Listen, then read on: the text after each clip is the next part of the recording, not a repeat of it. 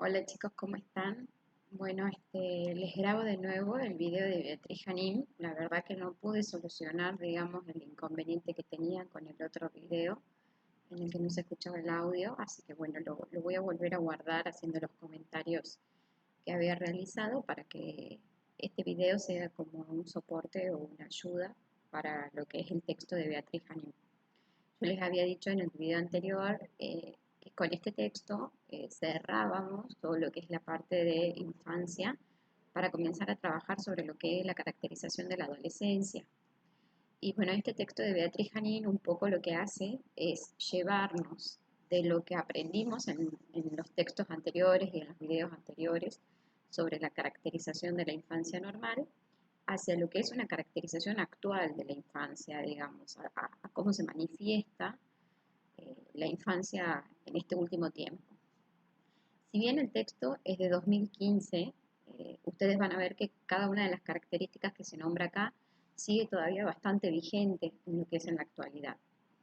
Beatriz Janín es psicóloga, es argentina, es la presidenta de Foro La Infancia acá en nuestro país, es la referente a nivel nacional, digamos, sobre lo que son los derechos del niño y la defensa de los niños, los adolescentes y las minorías. Entonces, es importantísimo que nosotros aprendamos un poco sobre esta mirada que ella propone de la infancia. El texto se llama La Constitución Subjetiva en los tiempos actuales. Y antes de comenzar a hablar sobre el texto, me gustaría que hablemos acerca de qué es la Constitución Subjetiva.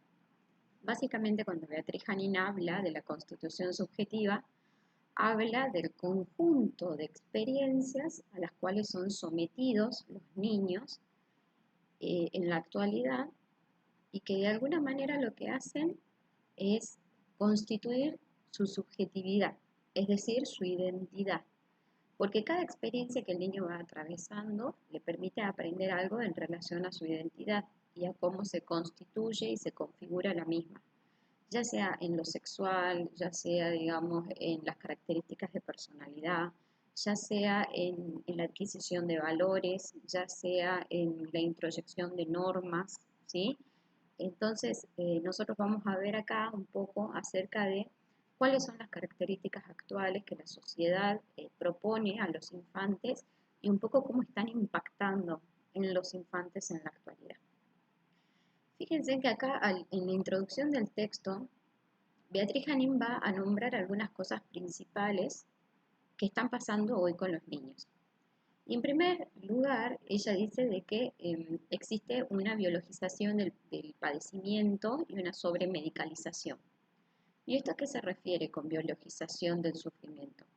Significa que cada vez que un niño atraviesa un momento difícil o presenta, digamos, una dificultad para alcanzar algún tipo de desarrollo, lo que está pasando es que los adultos, en vez de comenzar a preguntarnos qué está sucediendo en su contexto más cercano, en su entorno familiar, o tratar de comprender la historia vital del niño y tratar, digamos, de visualizar el desarrollo integral del mismo, lo que está haciendo, lo que estamos haciendo es biologizarlo, es decir, tratar de ver qué cosa de su cuerpo o de su constitución biológica o de sus genes, ¿no? Es lo que está mal. Y lo solucionamos a través de qué manera? A través de una medicación. Entonces, por ejemplo, nosotros vemos muchísimos síntomas en la actualidad que en vez de ser comprendidos en el entorno de su familia o en el entorno de la historia de desarrollo del niño, son de alguna manera biologizados a través de un diagnóstico y ese diagnóstico se intenta solucionarse a través de un medicamento. Por ejemplo, hoy es muy común, como ustedes saben, lo que es el déficit de atención e hiperactividad. Yo como psicóloga en el consultorio cotidianamente recibo niños que vienen derivados de la escuela o que los padres dicen que el niño tiene esto o padece esto. Sin embargo, cuando uno comienza a indagar en los niños, siempre se da cuenta que hay como una historia por detrás de todo eso que tiene que ver o está vinculado como a lo emocional. Y no todos los niños pueden enmarcarse como déficit de atención o hiperactividad, sino que sus deficiencias atencionales y su movimiento o sus conductas, digamos, eh, de agitación motora constante, tienen que ver con la imposibilidad de resolver cuestiones emocionales. Por ejemplo, siempre doy como ejemplo un paciente que viene desde la escuela con un informe en donde la maestra pone que el niño tiene déficit de atención e hiperactividad. Y bueno, eso a mí me pareció como algo re grave porque se ve que la docente ya lo había como etiquetado, digamos, ¿no? Y segundo, que no solamente lo había etiquetado, sino que lo había diagnosticado. En ningún caso, bajo ninguna circunstancia, un docente puede decir que su alumno tiene déficit de atención e hiperactividad porque no es el profesional matriculado correcto o acorde, digamos, para desarrollar o colocar ese diagnóstico. Un docente puede decir que el niño tiene dificultades para copiar del pizarrón, para concretar la ejecución de tareas, no sé, para cosas de ese tipo, pero no para decir que tiene un trastorno de déficit de atención e hiperactividad, más cuando se lo comunica a los padres de esa manera, digamos. Entonces termina siendo como una conducta bastante violenta. Y finalmente cuando yo comienzo a hablar con los niños, no sé si fue en la primera o segunda sesión, el niño muy abiertamente me cuenta y me dice que él no se podía concentrar durante las clases porque estaba pensando si su papá no iba a matar a su mamá. Entonces era una situación totalmente opuesta a lo que es el déficit de atención e hiperactividad, sino que se trataba de un trastorno postraumático por una situación de violencia familiar sostenida a lo largo del tiempo. Entonces, Beatriz Hanin como que apunta siempre a esto, a que hay una biologización del padecimiento, a que a cada conducta o a cada alteración que nosotros vemos en el desarrollo o en la conducta de los niños, en vez de tratar de comprenderla en su contexto familiar, en la manera en la que el niño vive, en su historia de desarrollo, la estamos transformando en una etiqueta que tiene un diagnóstico y que intentamos solaparla, digamos, o solucionarla con medicalización. Y esa es una de las características de nuestro tiempo y que está teniendo mucha incidencia en cómo vemos y cómo tratamos a los niños, porque obviamente este tipo de etiquetas no son gratis, sino que de alguna manera impactan en que el niño diga, yo tengo un déficit de atención e hiperactividad y actúa, ¿no? O conduce su conducta a partir de ese lugar. Después, Beatriz Hanin va a comenzar como desarrollando diferentes subtítulos, diferentes ítems que marcan características de nuestro tiempo y que ella va escribiendo cuál es la incidencia que está teniendo en la constitución subjetiva actual. Y por ejemplo, acá en este primer subtítulo que se llama Los desarrollos tecnológicos, una conexión que puede dejar a los niños sin adultos, habla de cómo en la actualidad los niños son sobreexpuestos al consumo digital y tecnológico, en cómo la tecnología, el niño accede a través de tablets, a través de celulares, a través de la tele misma. Y esta tecnología es como que no tiene un filtro, porque el niño observa y la observa durante muchísimas horas al día y recibe todo un cúmulo de estímulos que no tienen un filtro o no hay nadie por atrás de ese niño que le esté marcando o diciendo, bueno, mira, esto se trata de esto o esto lo tenés que interpretar de esta manera. Entonces el niño lo que hace es consumir y verse sobreestimulado, digamos, a, eh, digamos, a todo este entorno virtual sin tener la posibilidad como de procesar esto que le está pasando, ¿no? Obviamente, la tecnología tiene su costado positivo, tiene su costado en el que, digamos, nos permite conectarnos, nos permite estar informados, o sea, puede constituirse como una herramienta de trabajo, tiene un montón de cosas que son súper positivas y que los niños pueden utilizarla de manera positiva. Pero ella lo que apela es al uso indiscriminado de la tecnología como una manera de eh, pasivizar a los niños, ¿no? Como una manera de tenerlos sentados con una conducta controlada. Y paradójicamente, lo que terminan produciendo es lo opuesto, digamos, porque son niños que una vez que no está la pantalla o una vez que se aburren de la pantalla, pasan a estados maníacos o de hiperactividad en los que no pueden, digamos, de solicitar o dejar de pensar en hacer cosas, digamos, ¿no? Entonces, ella habla acá de que estos niños están quedando sin adultos porque los adultos los estamos dejando solos ante el consumo indiscriminado de tecnología y además nosotros también estamos consumiendo demasiada tecnología. Nosotros somos también los que estamos eh, digamos, distraídos o con poco tiempo o con poca paciencia o con poca predisposición al niño porque nosotros queremos consumir tecnología, o sea, nosotros queremos estar con el celular, nosotros queremos estar con la tele, nosotros queremos ver nuestra serie, etcétera, etcétera. Ya en el segundo subtítulo, en donde Beatriz Hanin habla de la incidencia de las pantallas en la estructura subjetiva, va a poner un poco de énfasis en el hecho de que el niño va a comenzar a tener o a presentar algunas alteraciones, por ejemplo, en la asimilación del lenguaje o en su capacidad conductual, debido a que no, muchas veces no tiene como un rostro humano al frente de él, sino que tiene rostros que son por ahí neutros, robotizados, con expresiones estereotipadas, y eso genera, digamos, incidencia en cómo el niño aprende a expresarse emocionalmente, en cómo el niño habla. Por ejemplo, nosotros vemos en la actualidad muchos niños que hablan en neutro, como por ahí se habla en las novelas o en, o en algún dibujito, ¿no? Eso me parece que es bastante real y que tiene como mucha incidencia en la actualidad. También es necesario, digamos, eh, pensar acá, dice Beatriz Janín, que los medios de comunicación, las redes sociales, proponen una predominancia del lenguaje visual sobre el verbal.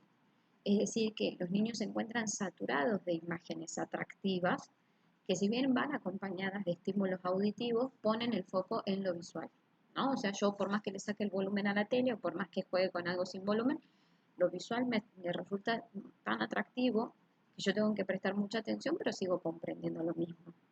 Y eso obviamente como que atenta en contra de nosotros los docentes, por ejemplo, porque si el niño está 5 o 6 horas de su día o más sometido a las pantallas que tienen una estructura visual tan atractiva y después van al aula, yo no resulto tan atractiva, digamos, como los dibujitos que él ve. No tengo tantos colores, no tengo tantos recursos como esas imágenes constantes que él ve.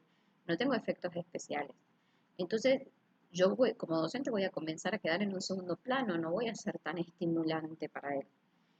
Entonces, es necesario como reivindicar o comenzar a controlar el tema del acceso a la tecnología, porque el exceso de lenguaje visual puede generar después deficiencias en otros escenarios que están configurados con otros lenguajes, como son el lenguaje verbal, ¿sí?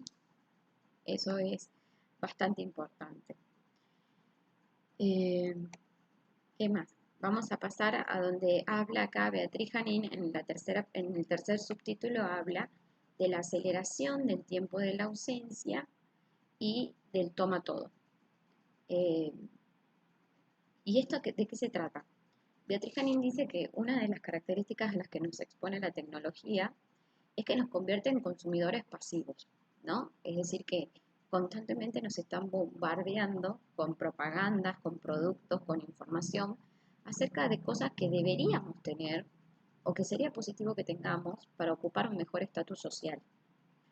Y, y es como que el Internet no solamente fomenta el tener o necesitar cosas que realmente son innecesarias, sino que además acelera la urgencia de tenerlas. Es decir, como que se tienen que tener ya, ¿no? Como que no se puede esperar.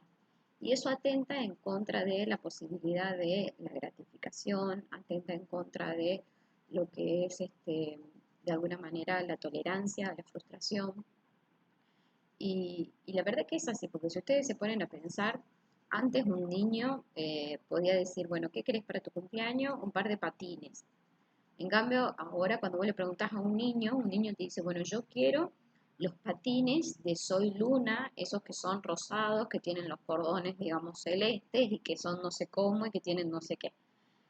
Es como que de alguna manera cada vez hay más especificidad en la demanda del tipo de producto que los niños consumen, ¿no? Y eso genera, digamos, una dificultad porque dirige al público al consumo de productos muy específicos y no fomenta la tolerancia a la frustración del niño, ¿no? Además, sumándole al hecho de que el niño en este momento necesita tenerlo ya y no puede esperar. Por otra parte, Beatriz Janín también habla de la individualización y la competencia en reemplazo del juego libre, ¿no? Entonces, lo que dice ella es, anteriormente, en décadas pasadas, el niño formaba o desarrollaba sus habilidades sociales en escenarios sociales como desestructurados, que tenían que ver con el juego libre. Es decir, existía la típica canchita de barrio en donde todos iban y jugaban. Existía esta calle de pasaje, digamos, que se transformaba en un lugar de reunión para los chicos. Existía una plaza donde los chicos se juntaban y ellos, entre ellos, con sus propias normas, con sus propias capacidades, sus propias, digamos, habilidades, establecían, coordinaban y ejecutaban juegos de manera autónoma. En cambio ahora, nosotros los adultos estamos fomentando cada vez más la estructuración de competencias. Entonces ya, por ejemplo, no mandamos a los chicos a la canchita del barrio a jugar porque decimos que es inseguro, porque decimos que le puede pasar cualquier cosa, porque tenemos miedo de no sé qué. Y entonces, ¿qué hacemos? Lo mandamos a la escuela de fútbol, que es muy diferente porque la escuela de fútbol es un espacio altamente estructurado, que no digo que sea negativo, digamos, ir a una escuela de fútbol, pero sí es negativo que por ir a esa escuela de fútbol desaparezcan todos los otros lugares, digamos, de juego libre que un niño debería tener. Nosotros tenemos que fomentar que el niño tenga lugares y espacios de juego libre que no sea estructurado. Porque en una escuela de fútbol el niño va a ir y le van a decir cómo tiene que patear la pelota, cuándo tiene que meter gol, va a tener como un rendimiento de competición donde se lo va a comparar en relación al desempeño de sus otros compañeros, donde va a asistir a competencias, donde va a entrenar para funciones específicas. Entonces, Beatriz Janín cuestiona esto, cuestiona el hecho de cómo estos lugares de esparcimiento estructurado le están ganando lugar y están dejando muy atrás, están fomentando que desaparezcan los espacios de juego libre, los espacios donde el niño juega con otros niños, decidiendo entre niños y resolviendo conflictos de niños, ¿no? A esto hay que prestarle mucha atención. Después, Beatriz Janín cuando avanza habla de la felicidad como exigencia, ¿no? Y de esta cuestión en donde básicamente se prohíbe a los niños o a las familias en general tener un sufrimiento. Eh, Todo aquello que esté en el orden del sufrimiento se representa como algo que hay que ocultar a la sociedad, como algo que hay que reprimir, como algo que no hay que mostrar o no hay que exponer, y comienzan a surgir diferentes expresiones de felicidad, cuando incluso capaz que no nos sentimos tan felices. Esto se ve en las redes sociales, por ejemplo, a través de las fotos, ¿no? O sea, hay niños que dicen, están en un momento feliz y dicen, sácame una foto para el Face. Entonces, este momento que es feliz yo lo quiero mostrar para que la gente vea que yo estoy feliz y que estoy bien, digamos, ¿no? En vez de vivirlo quizás con mayor naturalidad. O los mismos adultos queremos tener una foto para publicar ante otros. Yo puedo querer tener una foto, pero esta cuestión de que para algunas personas es tener la foto para publicar ante otros puede llegar a generar dificultades. Esta exacerbación de la felicidad que hay en este momento, un poco lo que hace es negarle o introducir de manera inconsciente en los niños la idea de que la tristeza o el miedo o la bronca o la ira son emociones negativas, son emociones que no deberían expresarse en público y que no deberían sentirse. Y esto no debería ser así, porque en realidad la tristeza, la ira, la frustración forman parte del desarrollo emocional normal de cualquier persona. No es normal, digamos, querer deshacerse de esos estados para estar en un estado de felicidad constante, sino que lo normal es transitar esos estados emocionales que por ahí se sienten de manera displacentera hasta llegar a un momento de bienestar de salud mental general.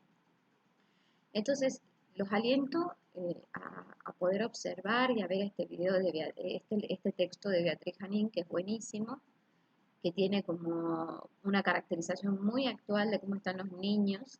Yo hice un resumen de algunas características, pero a medida que ustedes vayan leyendo el texto, se van a dar cuenta que hay muchos más.